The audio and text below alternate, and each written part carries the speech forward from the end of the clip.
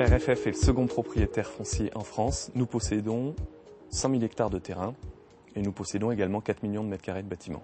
C'est un patrimoine qui dispose d'atouts exceptionnels. Ces terrains sont souvent de grande taille. Ils sont quasiment tous situés en cœur d'agglomération.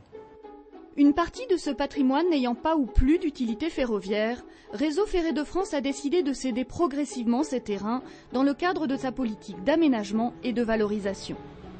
Nous avons des terrains qui servent à 3 utilisations principales. La première, ce sont les gares voyageurs. La seconde, c'est toutes les utilisations liées à l'infrastructure ferroviaire. Et la dernière, ce sont toutes les valorisations que l'on peut faire pour des usages non liés à l'activité ferroviaire.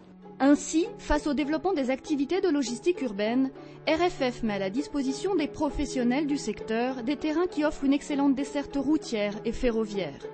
Cela permet de créer des plateformes multimodales embranchées au réseau ferré national, mais aussi de développer le transport combiné. Des reconversions de terrains qui accompagnent l'essor du fret ferroviaire et participent au réaménagement des quartiers autour des gares.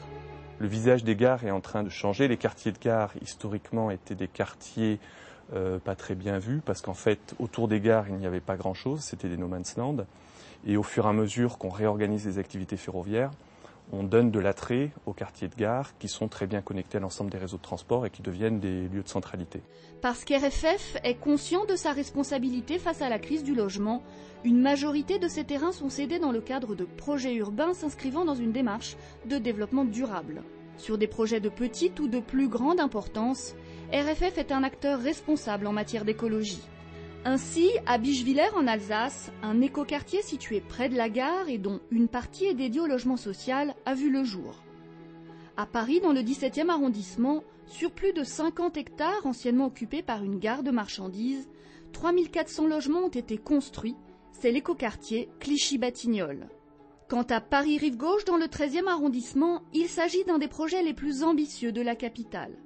Ce quartier de plus de 130 hectares va être construit en partie sur plus de 3 hectares de voies ferrées. Les opérations de valorisation se passent avec les collectivités locales qui détiennent le droit d'urbanisme.